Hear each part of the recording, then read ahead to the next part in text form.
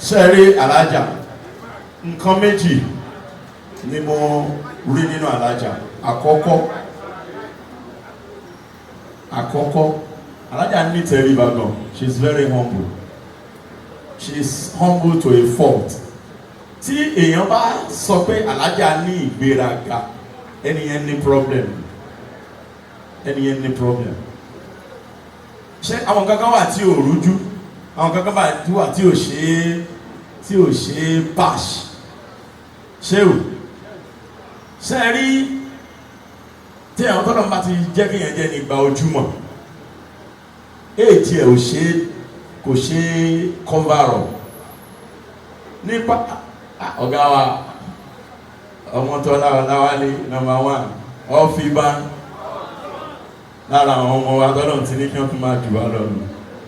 Tọ́láwà náà à ń sáré síwájú, àwọn tó wà lókè à ń sáré sókè, wọn gbìyànjú àti tẹ̀wá jábọ́. Àwa náà gbọ́dọ̀ gbìyànjú ká bẹ Ọlọ́run kọ́lọ́run fún wa láǹfààní agbára àtòrí ọ̀fẹ́ láti fa àwọn èèyàn náà dání. Today tẹ́ ẹ bá ń gbọ́ tá a bá ń ṣètò lórí rédíò, ẹni tó ń sọ̀rọ̀ yẹn nìkan kọ́ ló ń ṣe ètò yẹn o. Àwọn míì wà ó lè jẹ́ àìdíà kékeré kan lẹ́nìkan máa add sí nǹkan tí wọ́n fẹ́ ṣe. Tẹ́ bá ti wá ṣe ó máa make sense. Wọ́n ní ẹni yẹn good gan, of which there are so many people tí wọ́n join tí wọ́n add 1 or 2 things. Alhaja is one lady or woman that will never tell you she hates you.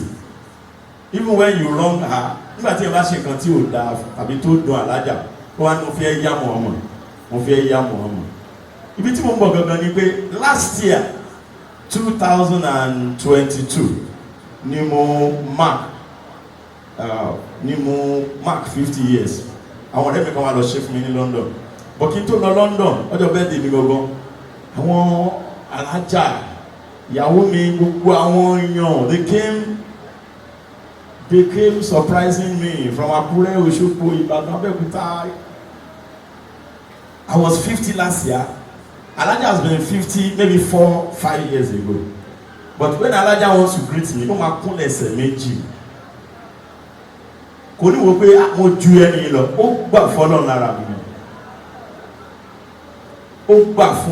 mi. Kì í tì í lójú pé ṣé torí wọ́n ti jọ́ gàmì àmọ́ jù lọ náà. No, ó máa kúnlẹ̀ ẹsẹ̀ méjì. Tọ́mà sọ pé ọmọ àlùbáríkà ni, tó ẹgbẹ́ nǹkan mi wà táwọn afá tó lè sọ tó tún ju àlùbáríkà rẹ̀ ò ní gbẹ lágbára náà. Àlùbáríkà rẹ̀ ò ní gbẹ lágbára náà. Ọlọ́run tó ní kí àwọn ọ̀gá wa Akínmẹ́lú Lójúyọ̀, àwọn ọ̀gá wa Ọ̀dọ̀ká gbogbo ẹ̀rìn ìpínlẹ̀ Èkìtì, wọ́n fi wá yangàn ẹni wíyà tá a bá wà wá ní ọmọ mi ni. Inú àwọn náà ń dùn pé àwọn náà lè sọ pé ọmọ mi ni. Alhaja ò ní ṣubú láíláí. Ọlọ́run ò ní ṣe ọlá àti ògo rẹ ní òwò ṣùkùṣùkù dá wáíwáí. Ẹ̀ṣẹ̀ kan Alhaja máa ń ṣẹ̀ mi máa sọ máa wọlé ẹ̀rànjú. Ẹ̀ṣẹ̀ kan ló máa ń sá ọ̀gá. Ẹ̀ṣẹ̀ Alhaja máa ń ṣẹ̀ máa fowó tọ́ mi 4,000. Alhaja ò ní sọ̀rọ̀ ó lọ́jọ́ bíi 2 weeks. And Friday náà ló máa bá mi chairman wá owó kankan nu mọ́tò. Màá ní èló ni nínú dáyárì èmi ní 2,000 bẹ́ẹ̀ mo ti kó o. Chairman tí ẹ béèrè pé èló ni owó tí ẹ fi rán mi ṣáyẹn ó kù 3,500. Mo ní jẹ́ òní ní last week Thursday but mo ti ná ṣéǹjì yẹn ṣá o. Ó sì máa padà jẹ́wọ́ o. Ẹjọ́ ṣẹ́ ní gbogbo ẹ̀yin tẹ́ wà ń bí kò ṣe pé Alhaja popular àbò lówó ló jẹ́ káwọn èèyàn wá, ìwà ẹ̀ ló jẹ́ káwọn èèyàn wá. Bí mo ṣe dúró yìí ibi tó yẹ kí n wá pọ̀. Àwọn ọ̀gá wa Abẹ́fagbọ̀rọ̀, àwọn ọ̀gá wa Aṣíwájú ẹnu Lójúyọ̀, àwọn ni wọ́n tì wá pé ká lọ ṣojú ilé iṣẹ́ kan. Presently, I am humbly the Assistant General Manager of Fresh 105.3 FM Lagos. Ilé-iṣẹ́ rédíò Oyinka Ayéfẹ́lẹ́ tuntun tó wà ní Ìkẹjà. So I have quite a number of things to do, but I just have to be here. I have to be here. Ọ̀rẹ́ mi 5 and 6 ni afẹ́fẹ́ kò jẹ́ nsẹ́mi ifá agbóyin náà adébẹ̀yẹn agbọ́dọ̀ adébẹ̀yẹn mu ni à ọmọ dáadáa alájà kò ní ìdìbò yẹn ṣe on pass yẹ Ọlọ́run ní jẹ́ kó ṣùgbọ́n láéláé gbogbo tó gádé àwọn ọmọ yà gàdú rẹ̀ lọ o ò ní tètè kú o ò ní tètè kú gbogbo àwọn ọmọ tó bí Ọlọ́run ní ṣe wọ́n lábìkú ọmọdé Ọlọ́run ní ṣe wọ́n lábìkú àgbàlagbà ìwọ náà Ọlọ́run ní ṣe lábìkú ọmọdé Ọlọ́run ní ṣe lábìkú àgbà torí ó sì níyà alájà àgbà màmá túbọ̀ gbọ́ sí fún wa ẹlẹ́yìn òní ṣáájú mú kí gbogbo àwọn bàbá bá mi aláṣẹ kakatín alájà dìde mo ti sọ fún ẹ pé tó bá ti rí mi àníyàn ni bàbá mo lè má ti ìlówó wọ mí wá gbọ́ aláàgbò ṣiṣẹ́ mi ń kọ́pì mi ń fọ́n mo tó bá ti rí mi sábà ṣàmì ó ti tán torí mo gbà fáwọn ọ̀gá mi àwọn aṣíwájú akíìmẹ́ lójijì mo gbà fún wọn. níwà rẹ̀ lẹ́ni ó dẹ̀ lọ́yàyà ó dẹ̀ mú iṣẹ́ gẹ́gẹ́ bí iṣẹ́ tí ò fi iṣẹ́ ṣeré inú mi dùn torí inú mi máa ń dùn láti wà ń bí téèyàn bá ti ń ṣe nǹkan oríire inú mi dùn. Ọlọ́run ò ní jẹ́ kó débẹ̀ pin ìbẹ̀rẹ̀ lélẹ́yìí á ṣe ọ̀pọ̀lọpọ̀ ẹ̀ nínú ọlá ńlá pẹ̀lú ìdẹ̀ra. Lọ́dọ̀ ìyá wa Alálùbáríkà Ashani Alhaja Ashani Ọlọ́run kó má ṣe lè láṣẹ mọ́ fún wọn Alùbáríkà bíbí ànábì Muhammad sallallahu alayhi wa sallam orí ikọ̀ tẹ́mi nífẹ̀ẹ́ yìí fans ẹ̀yin lovers mi ni Ramadana oṣù ìkẹ́yìnkẹ́ ni mo máa dúpẹ́ pọ̀dún ìtúnṣojú mi Ramadana oṣù àforíjì ni mo máa dúpẹ́ pọ̀dún ìtúnṣojú mi àwọn ọpẹ́ wa assalamu alaikum warahmatullahi wabarakatuh ọmọ àríyọ̀ ló ń gbogbo wa pé akú ọdún akú ìyèdún kọ́lọ̀ máa ṣe ìláṣẹ jazakallahu khairan jaza assalamu alaikum warahmatullahi wabarakatuh orúkọ tèmi ni Azakira Raymond tí gbogbo ayé mọ̀ sí ọmọ àríyọ̀ mú kí gbogbo wa nílé lóko pé akú ọdún akú ìyèdún ọba tó sọ pé kó ṣojú ẹ̀mí wa Ọlọ́run má jẹ́ kí ó ṣe eléyìí láṣẹ mọ́ fún wa Alùbáríkà bíbí ànábọ̀ wa.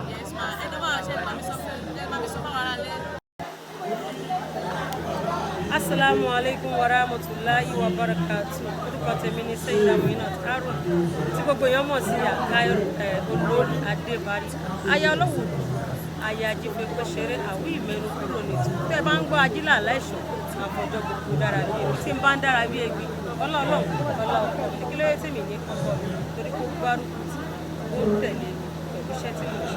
níbo níbi tá a wà yìí àwa lọ́dọ̀ mọ̀mọ́ wa Alhaja Ashani Olayinka ìyá ń wákà gbogbo gbèdégbèdé nífà ajíẹ̀bẹ̀ ọmọ Alubarika foundation là ń ṣe lẹ́nu lágbára Ọlọ́run kò ní bàjẹ́ today April 5th 2023 ọmọ Alubarika 2023 náà ni tẹ́bá sọ pé ọmọ Alubarika tó tún bí ọmọ Alubarika ara ọmọ Alubarika lèmi náà wá iṣẹ́ ẹ̀ tí mọ̀ ni torí wípé Ramadan tá à ń ṣe yìí ọdún ayọ̀ ni fún wa mo fi sọ pé Ramadan tún ti dé oṣù àpọ́nlé tàn wí Ramadan tún ti dé oṣù àforíjì tàn wí múmínà ẹ̀jẹ̀ àgbàwẹ̀ gẹ́gẹ́ bí òfin ọlọ ìyá ń kárọ̀ rẹ̀ àjàmú ìlọ tó ń dúpẹ́ mo ṣe má sálámù fún Ramadan tó kọjá tọdún yìí tún bá mi láyọ̀ orí jẹ́ ìṣòkò ẹ̀ láyé nínú ọlá pẹ̀lú dẹ̀ra pẹ̀lú àlàáfíà tó pé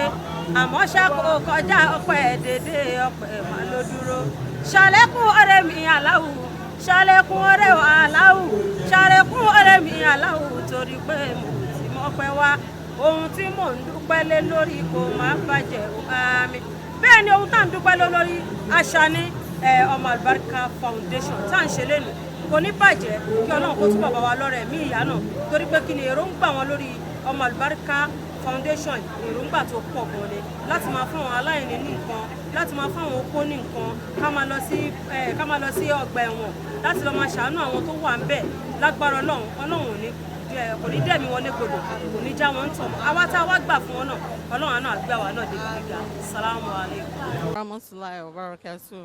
Orúkọ tèmi ni Alhaja Ashani Olayinka Alubarika. wá síbi foundation Alhaja Ashani Olayinka ọmọ Alubarika ìyá wa ka gbogbo pèdèpèdè káfàtà. So eléyìí tí ó jẹ́ àkọ́kọ́ ṣe Ramadan lecture wọn ni kó má jẹ́ àṣemọ lágbára Ọlọ́run. Alhaja Ashani jẹ́ èèyàn tó nífẹ̀ẹ́ Ọlọ́run púpọ̀, tó dẹ̀ fààyàn mọ́ra, tó dẹ̀ nífẹ̀ẹ́ Ànábì Muhammad sallallahu alayhi wa sallam. tó eléyìí tí àwa ṣe èyí tó jẹ́ àkọ́kọ́ yìí náà, àkọ́kọ́ já ewé wọn rèé kó má jẹ́ òpin. kọ́lọ́n bá wa ṣe ní nǹkan tí kò ní tán láéláé, oore tí ò ní tán láéláé. kọ́lọ́n bá wa ṣe fún Alhaja wa Ashani, kọ́lọ́n dálé wọn sí, kó dá wọn mọ́ sí, gbogbo mo fẹ́ kọ́lọ́n bá wa fẹ́ fún, gbogbo mọ̀kọ̀ kọ́lọ́n bá wa kọ́ fún ọ lọ́la láwùlà wàlà àkùwátá ilà abilà ilà ìlú ẹ̀zí. Assalamu alaikum warahmatullahi wabarakatuh. Orúkọ tèmi ni Alhaja Rahmatullahi Omolabanke Ahmed, aláṣẹ olùdarí iléeṣẹ́ Equal Rights Ventures ní ọjà Ọ̀tà. A wá síbí láti wá ṣe àkọ́kọ́ ṣe foundation tí Alhaja Ashani ẹ̀rín oṣù ọmọ Alubarika tí wọ́n fi lọ́lẹ̀ lénìí. Kọ́lọ́hún jẹ́ kó jẹ́ ìbẹ̀rẹ̀ oore fún wọn, kọ́lọ́hún kó bá fi àlùbáríkà tó pọ̀ sí i. Alhaja Ashani jẹ́ olùsìnlọ́hún nínú ọ̀nà ẹ̀sìn Islam wa yìí. Ó jẹ́ ẹni tó kó múyàn mọ́ra, tó dẹ̀ gbà fọlọ́hún púpọ̀, ó nífẹ̀ẹ́ ọmọdé, ó nífẹ̀ẹ́ àgbà. Kọ́lọ́hún bá wa kára àlùbáríkà wọn, kọ́lọ́hún tún bọ̀ fi àlùbáríkà sí foundation tó ṣe lẹ́yìn kó di international bijai Rasulu Kerim ọlá wàlá kò wá ta ìlà bìlà. Alhaja Zariat Olúwatóyìn Lásìsì tí gbogbo èèyàn mọ̀ sí J-Joke, tí mo ní J-Joke and Sons Enterprises ní ojú òre ìyànà pápá Ọ̀tà. A wá síbi Ashani Alubarika Foundation tí wọ́n lọ ń ṣe lẹ́nu.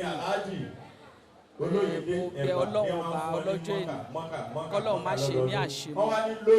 Alhaja Ashani Alubarika ọmọ Alubarika ni, ọmọ tí ó ní ìtẹríba, àgbà, ọmọdé àti àgbàlagbà. Lágbára Ọlọ́run foundation náà kò ní bàjẹ́, lágbára Ọlọ́run gbogbo àwa tá wá sí ilé nínú la máa bá lé láyọ̀ àtàlàáfíà, lágbára Ọlọ́run. Mo fi àsìkò yìí kí gbogbo àwọn Ashani Alubarika Foundation, Ọlọ́run ní jẹ́ kí wọ́n ṣubú lórí ẹ̀, àti Ashani fúnra rẹ̀ wọn ò ní ṣubú, lágbára Ọlọ́run. làlákùlà wàlákùwátà ilà bílà àlẹ́ ìlàzí. Wá síbí láti wá bá Ashani Olayinka wá bá yọ̀ lórí foundation tó dá sílẹ̀ lẹ́yìn Ashani Alubarika Foundation. Ọlọ́run kò fi àlùbáríkà sí. Mo wá síbí nítorí pé Alhaja Kudirat èèyàn dáadáa ni, ó máa ń ṣe dáadáa sí gbogbo èèyàn, ó ní àpọ́nlé lára, kí Ọlọ́run kó ràn lọ́wọ́ lórí tó dáwọ́lé. Ọlọ́run yẹ kó ní láìrọ́bìlẹ̀ alamin Ashani ọmọ Alubarika ni o. In fact gbogbo bọ́wọ̀n èèyàn ti ń sọ látàárọ̀ bọ́rọ̀ ẹ ṣe jẹ́ gẹ́lẹ́ nìyẹn, ọmọ tí kì í fojú pààyàn rẹ ni. A dẹ̀ dúpẹ́ lọ́dọ̀ Ọlọ́run pé adájọ́ ẹ̀ní ọjọ́ kò láyọ̀, Olúwa ṣeun o, lókèlókè lọ́lọ́ ẹ̀ máa re o, lágbára Ọlọ́run. Ọlọ́run ní fọlé ìṣàṣemọ fún wa, lágbára Ọlọ́run. Inú ìdùnnú ayọ̀ tá a ti ṣe lé, lágbára Ọlọ́run lọ́dún tó ń bọ̀ àṣẹ báyìí jù bá lọ inshallah. Àlùbáríkà tó ti wà lára Ashani náà Ọlọ́run ní jẹ́ ó parẹ́ láéláé, lágbára Ọlọ́run. Táwọn ọmọ náà wá jù bẹ́ẹ̀ lọ, lágbára Ọlọ́run. Ọmọ Alubarika ní gbogbo àdúrà tí gbogbo èèyàn ṣe fún lẹ́nìí á gbà fún bẹ́ẹ̀, lágbára Ọlọ́run. Àti gbogbo àwọn tá a wá síbí lẹ́nìí ọlá làhálà wàlá quwwata illa billahi al-aliyyil azim. Assalamu alaikum warahmatullahi wabarakatuh. Alhaja Ashani Olayinka ọmọ Alubarika, ọ̀rẹ́ mi tó dáa ni, èèyàn gidi ni, onínúure ni, láti ilẹ̀ bó ṣe máa ṣe nìyẹn. Inú òkè ń bì, kò ń bá yàn jà, inú ẹ̀ máa ń dùn sí nǹkan rẹ̀ ni. Ó rí yàn bá àdúrà dẹ̀ ni, aládùúrà tó dáa ni, aláníyàn tó dáa ni. Ashani Foundation tá a dá sílẹ̀ lé ní Ọlọ́run bá wa fa àlùbáríkà tó pọ̀ sí, ó dùn kó lárinrin jù báyìí lọ, ká gbọ́ foundation yẹn káàkiri gbogbo àgbáyé. wọlá láwùlá wọlá quwwata illa billahi àlẹ́ ní orí ibi ètò Alhaja Kudirat Ashani Olayinka ẹ̀rín oṣù ọmọ Alubarika òun la wà lónìí nínú oṣù àwẹ̀ Ramadan tí ọ̀pọ̀lọpọ̀ ènìyàn tí wọ́n wá ṣe àyẹ́sí rẹ̀ nípa ṣíṣe ìfilọ́lẹ̀ Ashani Alubarika Foundation àti first annual Ramadan Foundation tí à ń ṣe ń bí lónìí. Mo ti mọ Alhaja Ashani Olayinka ó tó ọjọ́ mẹ́ta kan, èèyàn yìí sì ni ẹni ire ni, èèyàn dáadáa ni. Ìdí nìyí tí ọ̀pọ̀lọpọ̀ wa náà ṣe wá ṣùgbọ́n ẹ̀ láti wá ṣe kóríyá fún un, láti gbárùkù tì í, torí pé ẹni tó bá dáa èèyàn láti gbárùkù tì irú ẹ̀dá bẹ́ẹ̀ ni. Ẹ ṣé púpọ̀ o. Fatai Bantalẹ lórúkọ tèmi, ẹ ṣeun o. Orúkọ mi ni Alhaji Sulaiman Ọláwọ̀yìn kọ́kọ́rọ́ àlùjànnà. Alhamdulilayi arulamin. Ọpẹ́ ní fọ́lọ́run. Òní làwa lọ ṣe Ashani Foundation èyí tí Alhaja Ashani Olayinka ẹ̀rín oṣù ọmọ àlùbáríkà tí ó ṣe. Adúpẹ́ fọ́lọ́run, Ọlọ́run ní ká ṣe àṣeyọrí ẹ̀ lónìí. A bẹ̀rẹ̀ pẹ̀lú bísímìláì, Ọlọ́run ó ní ká yọrí ẹ̀ pẹ̀lú alhamdulilayi. Kọ́lọ́run má ṣe léyìn ní àṣemọ́ fún Alhaja Ashani Olayinka. La hawla wala quwwata illa billahi al-aliyyil azim. Alhaji Sulaiman Ọláwọ̀yìn kọ́kọ́rọ́. Alhaja Baraka Salimon. Báwo ló ṣe rí lára wọn? Àti pé èèyàn wo ni Ashani jẹ́ sí? Alhaja Ashani jẹ́ ọmọlúàbí, ó dẹ̀ jẹ́ èèyàn tó kó èèyàn mọ́ra, torí pé irú àwọn abáyé kò fojú kọmọnáìsì wa rí. Kí Ọlọ́run dákun kó bá wa máa dùn ní ládàá, kó mọ̀ ṣẹ̀mí ẹ̀ ní kúkúrú. Ní tó gbé dání kó Olúwa jẹ́ kó ṣe, kó yanjú, kó má bàjẹ́ fún tọmọtọmọ. Àsìkò tó wá fi kíní ìlọ́lẹ̀ náà káyọ̀ fẹ́ tiẹ̀ kọ́lọ̀ ń wà pẹ̀lú ẹ̀ kí nǹkan rẹ̀ ọmọ bàjẹ́ lọ́la láwùlá wàlá kùwátà ìlàbílà ìlàsìm. Orúkọ mi ni Alhaji Abiodun Ìdòwú Wàsílà. Ó níyì lọ́wọ́ mi gidi gan ni o, tó fi lè gbé mi jáde, ọmọ dáadáa ni. Láti 2014 tèmi àti ẹ̀ tijọ́ pàdé tá a jọ lọ sí hajj, àtìgbà yẹn ló ti ń bọ̀wọ̀ fún mi, tó ń pọ́n mi lé, tó ń yẹ mi sí, tó ń gbé mi níyì ní gbogbo ìgbà. Mo dúpẹ́ lọ́wọ́ ẹ̀, ọmọ dáadáa. Kí wá ní àdúrà tẹ́ ní ṣe fún wọn ní bọ́yìí bẹ̀rẹ̀ foundation lọ́jọ́ tí? Wọ́n ṣe bẹ̀rẹ̀ foundation wọn yìí, ó máa lọ síwájú sí i. Gbogbo àwọn tó dẹ̀ dá sí ètò náà ò ní sọ lọ sílẹ̀. Bí tí gbogbo wọn ti rówó tán dá, àti èmi náà tí mo àbùdí ní tómi okun, àbùdí tómi ọ̀sà. Ọlọ́run kó bless wa richly and abundantly. Bó ṣe máa rí ni. Orúkọ tèmi gọ́gọ́ ni Alhaji Akeem Olóyèdé, tí wọ́n mọ̀ sí Akeem Ẹ̀bà nílé fàájì, iléeṣẹ́ rédíò Fàájì FM.